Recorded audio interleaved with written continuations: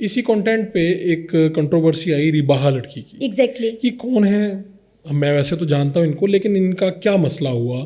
اور آپ کی جب ہم سرچ کرتے ہیں تو آپ کے نام کے ساتھ ان کا بھی کہیں نہ کہیں نام آ رہا ہے. یہ بھی اسی طرح کا کنٹینٹ کرتی ہیں, بلکہ مجھے پتہ میرے علم میں بھی ہے اور مجھے خود فیس بھی کرنا پڑا کہ ایک ہماری دوست نے جا کے ان سے سوالات کیے اور اس پہ پھر ان کو تھریٹس بھی ہوئے, چیزیں بھی ہوئیں. تو یہ اس پہ کیا آپ کہنا چاہیں گے؟ دیکھیے ریباہا میری بڑی اچھی دوست تھی. اچھا, اب نہیں ہے. ٹھیک ہے.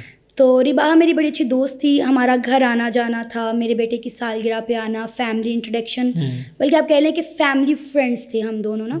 اردو پوائنٹ میں جب میں تھی, وہاں سے جانے کے بعد یہ آئی اور وہاں سے ایک کیمرہ مین کے تھرو انہوں نے میرا نمبر لیا اور رابطہ ہوا اور بات کرتے کرتے ہم لوگ اچھے دوست بن گئے.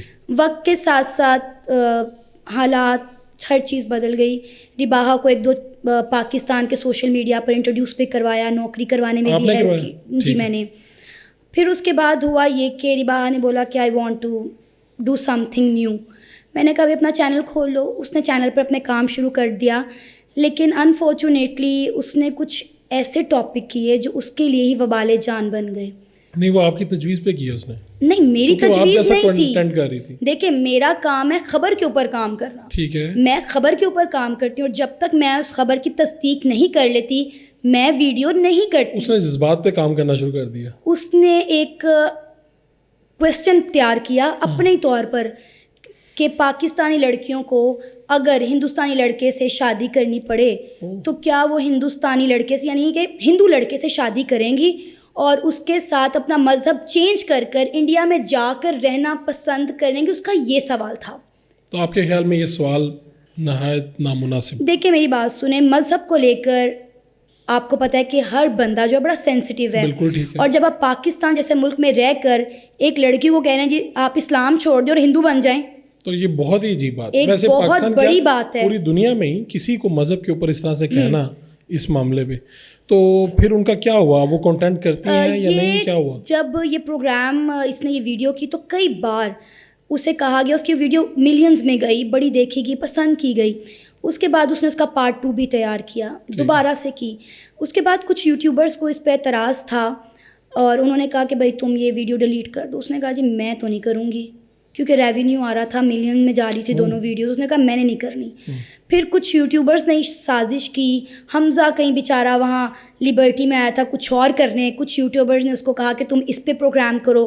حمزہ اس پہ بات کرنے چلا گیا, لیکن آگے سے جو اس کے بھائی کا اور اس کا ریئیکشن تھا, اس نے بھاگنا شروع کیا, کیمرہ آن تھا. آپ کو پتہ ہے پھر یہ سنسنی خیز مواد ہی بکتا ہے. یہ نہیں ہونا چاہیے, یہ نہیں ہونا چاہیے. ریباہا کو یہ تھا وہ ڈٹ کے کھڑی ہو کے بات کرتی, مسئلے کا حل کرتی, لیکن اس کے بھائی نے گالم گلوچ کیا, بدتمیزی کی, کیمرے کو ہاتھ مارے اور بڑا مسئلہ کھڑا ہوا. اور جو پروگرام ریکارڈ ہوا اور اس کے بعد وہ جب ایڈٹ ہوا تو وہ تو بھائی جنگل میں آگ کی طرح پھیل گیا. بالکل ٹھیک ہے. تو اب وہ کنٹینٹ کرتی ہیں یہ والا؟ کرتی ہیں. میرا خیال ہے کافی عرصہ وہ 3-4 مہینے غائب رہی اسکرین سے, اور اب میرا خیال ہے وہ دوبارہ گھر پہ بیٹھ کے پروگرامس کر رہی ہیں. اب آپ کی دوستی ان سے نہیں رہی کیونکہ اس سب کا مدعا میرے پہ ڈالا گیا. آپ نے اس پہ کوئی کمنٹ کیا تھا جس کی وجہ سے یوٹیوب پہ اور ادھر ادھر لوگ سرچ کرتے ہیں؟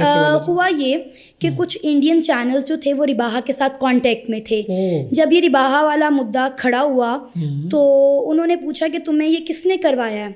اس نے کہا ثنا امجد نے. اس نے آپ کا نام لے دیا. پھر آپ نے ریئیکشن دیا اس پہ؟ پھر اس کے اوپر میں نے ابھی آپ کو بتایا ڈی ڈی ریئیکٹ والے الوک سر, میں نے ان سے بات کی. میں بتایا وجہ سے یہ سارا میں بتایا کیونکہ میں انٹرویوز نہیں دیتی, میں بات نہیں کرتی. بہت کچھ عرصہ پہلے تک کچھ یوٹیوبرز سے اپنی رائے کا اظہار کرتی تھی, لیکن جب یہ مسئلے کھڑے ہوئے تو مجھے لگا کہ یہ مناسب نہیں ہے, نہیں کرنا چاہیے. بالکل.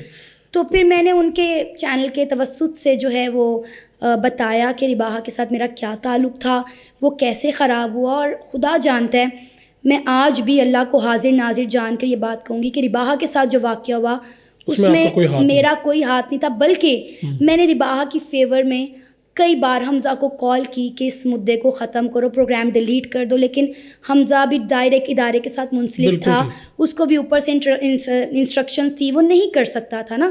ظاہر آپ ایک ادارے, آپ نے کوشش کی کہ اس کا مسئلہ حل ہو جائے. میں نے کوشش کی کس طرح اس کو روک لیا جائے, لیکن نہیں ہوا.